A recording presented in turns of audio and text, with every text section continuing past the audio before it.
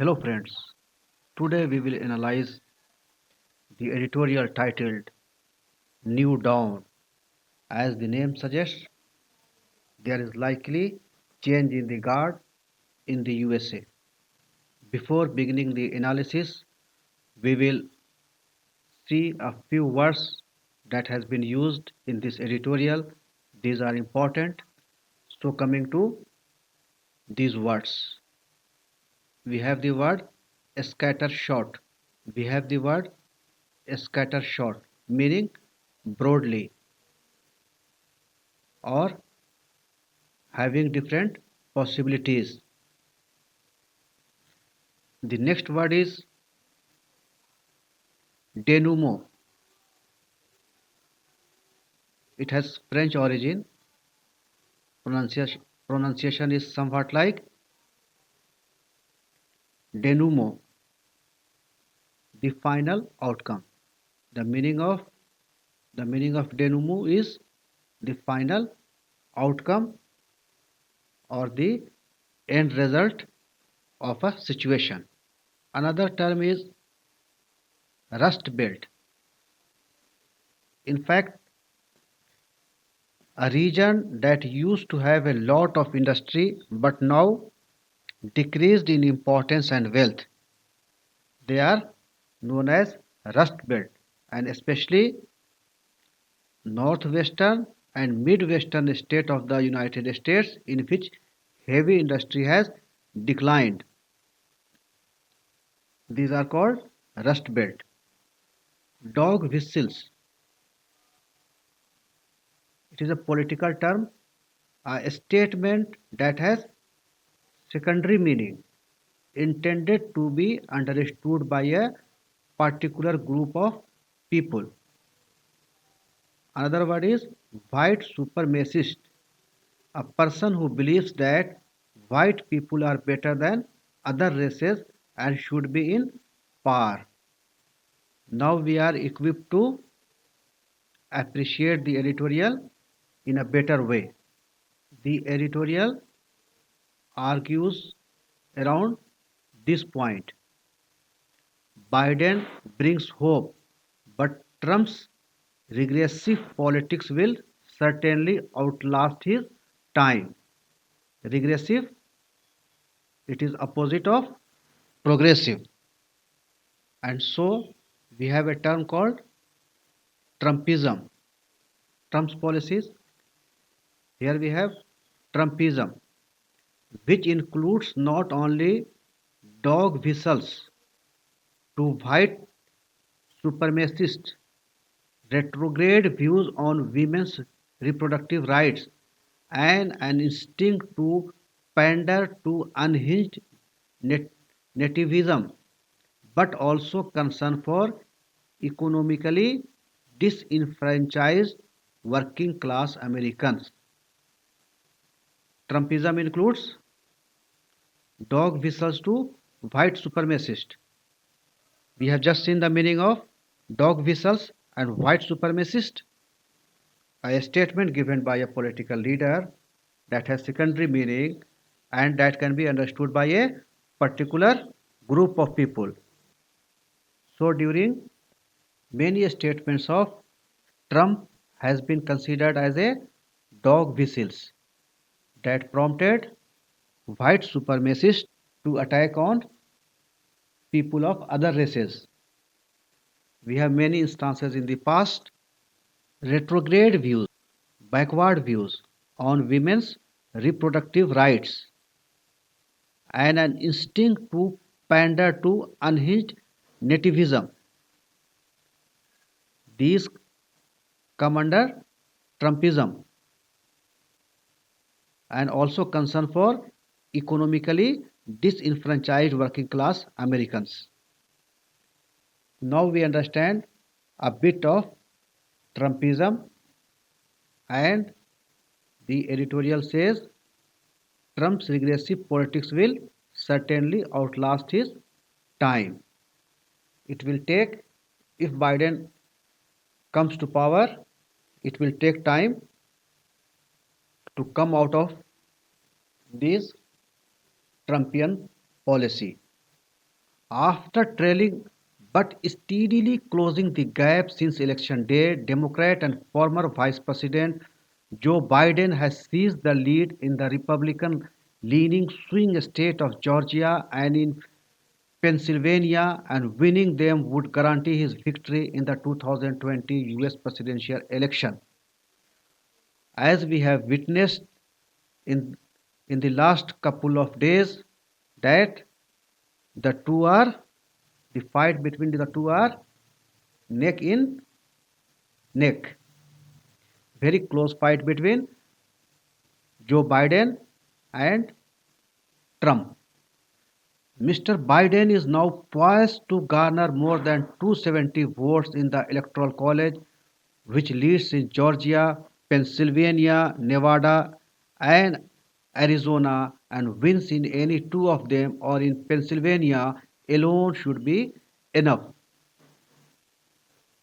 Poised to, all set to garner, gather, or acquire more than 270 votes in the Electoral College, with leads in Georgia, Pennsylvania, Nevada, and Arizona, and wins in any two of them or in Pennsylvania alone should be enough. However, an obstacle in his path to the Oval Office comes from the scattershot legal action. Scattershot means broad based, many different possibilities. Scattershot legal action by the Trump campaign to stop the counting of votes after polls closed on the unfounded allegation that mail in votes were subject to large scale fraud. Instead of giving evidence or pinpointing a particular allegation, he is going for scattershot legal action. Mr. Biden is also firmly on track to win the popular vote decisively, having secured more than a whopping 73 million, a fact that Democrats will no doubt seize upon in the days ahead to underscore the, the legitimacy of their potential mandate to govern.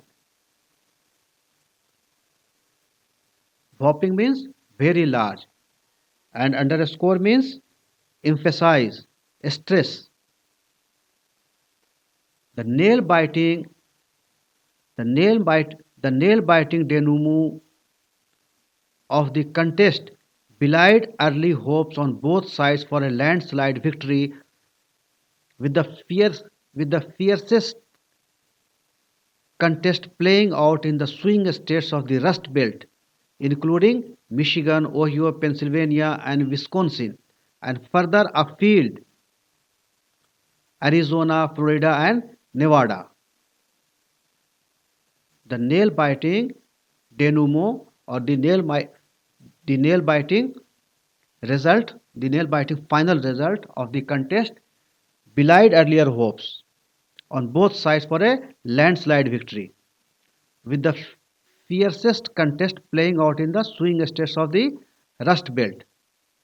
We know Rust Belt, that region that used to have a lot of industry but now decreased in importance and wealth. And the region are northwestern and midwestern states of the US, and the examples given here are of Michigan, Ohio, Pennsylvania, and Wisconsin. These are the Rust Belt. And further afield means far away, and further afield, Arizona, Florida, and Nevada.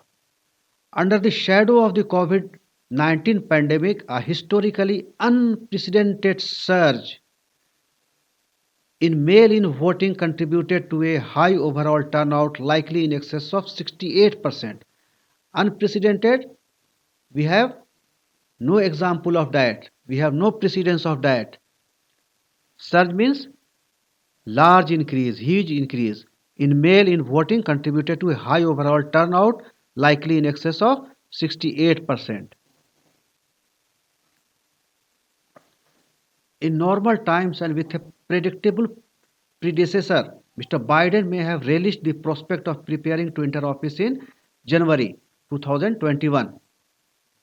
Yet the pandemic and the legacy of Mr. Trump's administration imply that should he win, Mr. Biden will have to make plans on an emergency footing, not only in the realms of healthcare and macroeconomic policy, but also in terms of healing the painful divisions that have led to the emergence of two Americas, with radically divergent views on everything from tolerating pluralism to embracing globalization.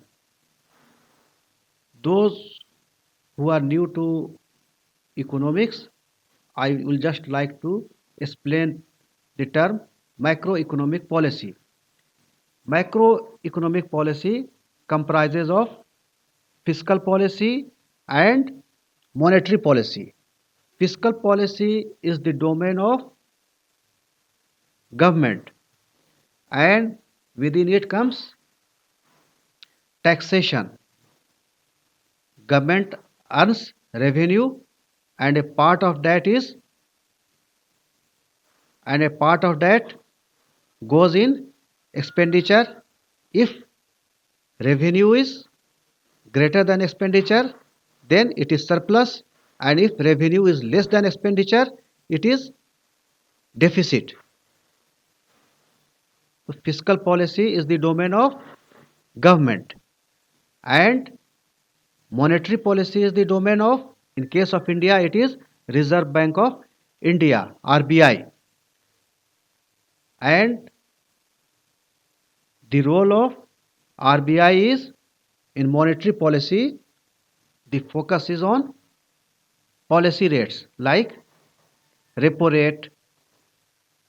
So the editorial writes, Mr. Biden will have to make plans on an emergency footing, not only in the realms of healthcare and macroeconomic policy. Government will have to see on emergency footing in the realms of macroeconomic policy, that is fiscal policy and monetary policy. Apart from that, healing and painful division that have led to the emergence of two Americas with radically divergent views. And what Biden will have to see, will have to bring the culture that tolerates pluralism and embraces globalization. USA has shrunk under the leadership of Trump, and it has left a lot of arena, world arena, for countries like China due to its policy that looks inward. Now the task of Biden is to promote toleration of pluralism and embracing globalization.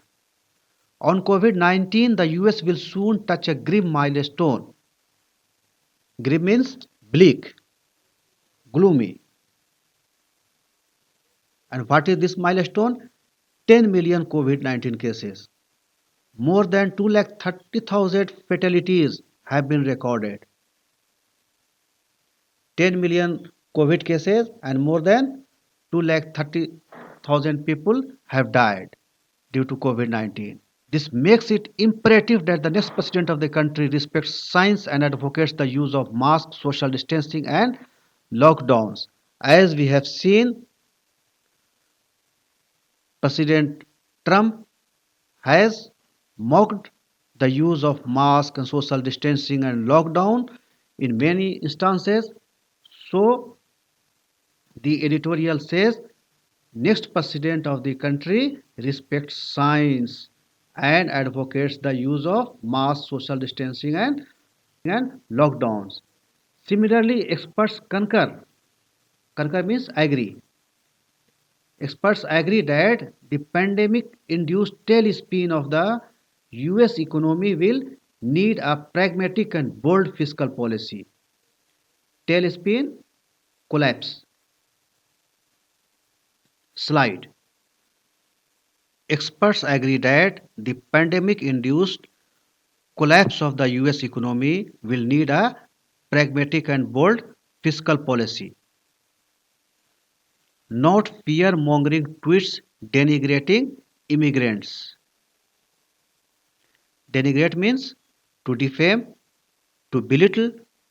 Finally, it is likely that Trumpism, which includes not only dog whistles to white supremacists, retrograde views on women's reproductive rights, and an instinct to pander to unhinged nativism, but also concern for economically disenfranchised working class Americans, will certainly outlast Mr. Trump's time at the White House. Slowly and steadily, new president will have to de-Trump, will have to de-Trump USA from certain policies which we call Trumpism, that has led to many retrogressive policies. If the US is have a hope of holding on to its superpower status, the mammoth task of bridge building across the bitter polarization of the partisan divide must be the highest priority for the 46th president. Partisan means one sided, and mammoth is very big, huge. If the US is to have a hope of holding on to its superpower status, the biggest task of bridge building across the bitter polarization of the partisan divide must be the highest priority for the 46th president. The work of Joe Biden will be to heal on more than one front.